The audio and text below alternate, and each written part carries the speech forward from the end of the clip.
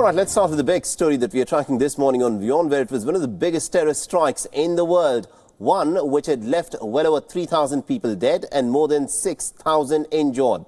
Now, the attack of the World Trade Center in New York was Al-Qaeda's most deadly plan. But the mother of the mastermind of the attack is still unwilling to accept her son's evil maneuvers.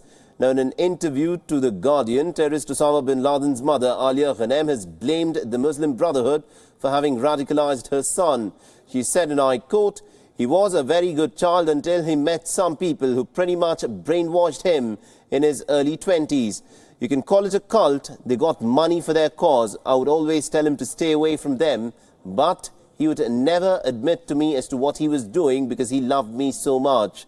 Now, Ghanem stays in Jeddah in a plush mansion that has been home for the rest of the Laden clan for several decades now.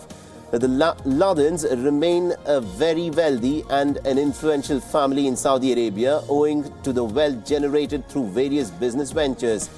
Now, she also lamented the loss of her son to terror, saying, and I quote, "We were extremely upset. I did not want any of this to happen. Why would he throw it all away like that?" However, Osama's half-brother has accepted that his mother's views remain biased. Now, Ahmed has said, and I quote, "It has been 17 years now and she remains in denial about Osama. She loved him so much and still refuses to blame him. Instead, she blames those who were around him. She only knows the good boy side, the side that we all saw.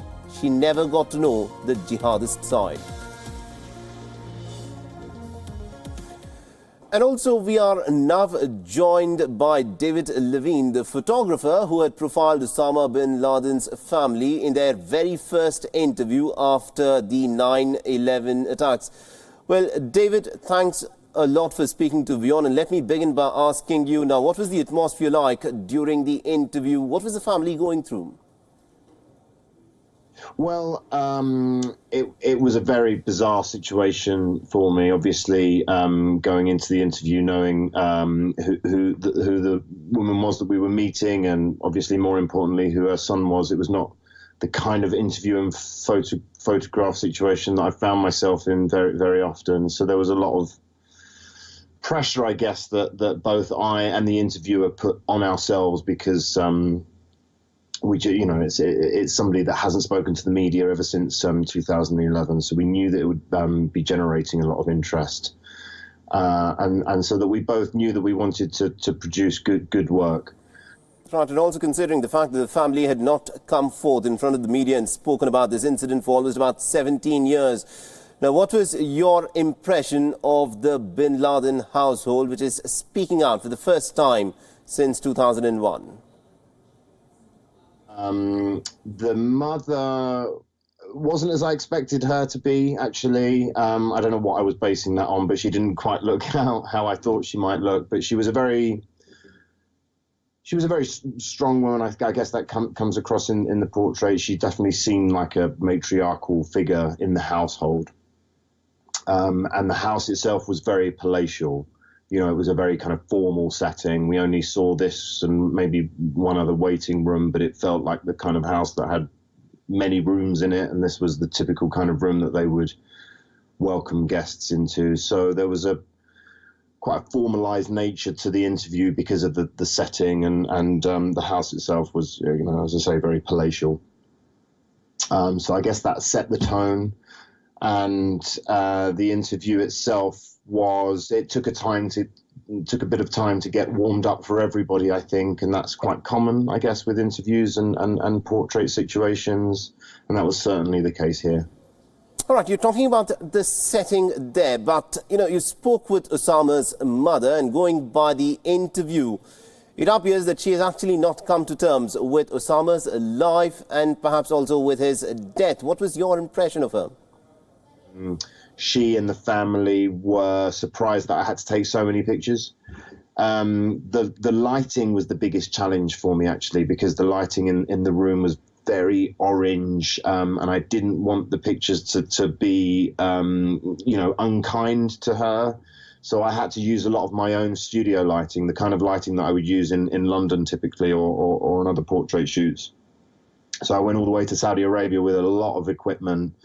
And I knew that this in itself would be a problem because she wasn't quite used to having her picture taken, and suddenly to see all the lights and everything I knew was going to be a bit of a shock for her. But she quickly got used to it, I think, and I had a very good translator there, which really helped to set her at ease.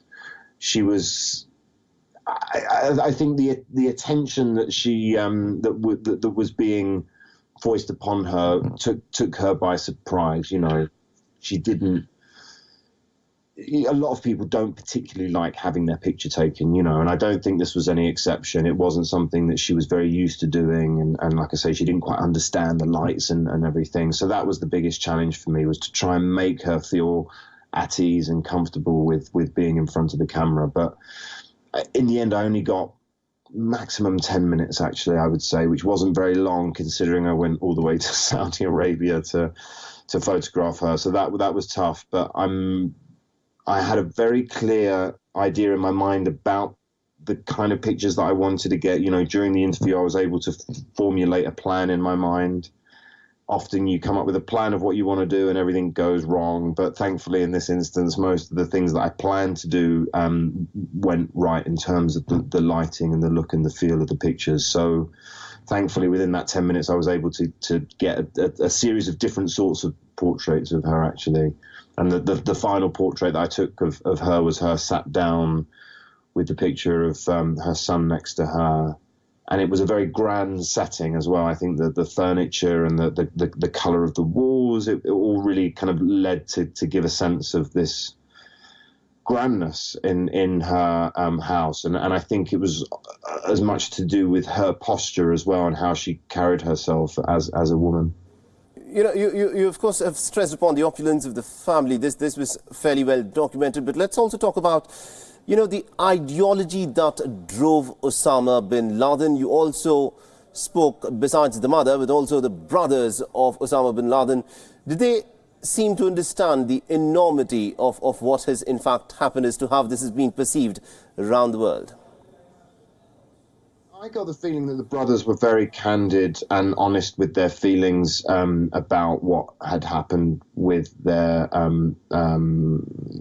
half-brother and everything that had happened to the family since then. I think they felt a terrible sense of disappointment in what had happened, you know, and they'd seen their brother being led astray by external forces, and I think it seems to me that they tried in vain to, you know, I guess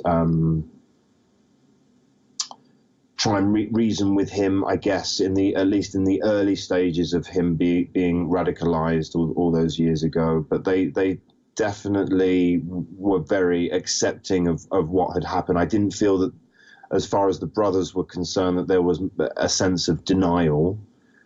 I think it's a really tragic thing for a family to have to deal with these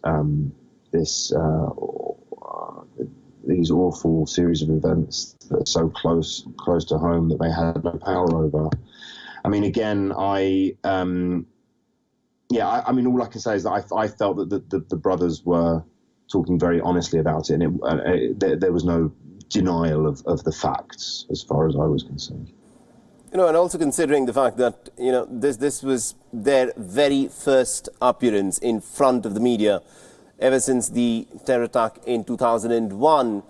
Were you able to sense any remorse on the faces of the family members? Did they feel sorry at all in terms of what has happened? Individually, of course, it was Osama bin Laden. They've come forth and said that he was radicalized. But what was the setting like? Did the family members say as to how this even happened? I think I was limited in what I was able to do because of the language barrier and because of the time. I think if I am taking pictures with somebody that I can communicate with, then it's much easier for me to get a series of different emotions and reactions to the picture taking. But I had to be very focused on what I could do in the time that I had. Well, we'll have to leave it there. Thank you very much indeed, David Levin.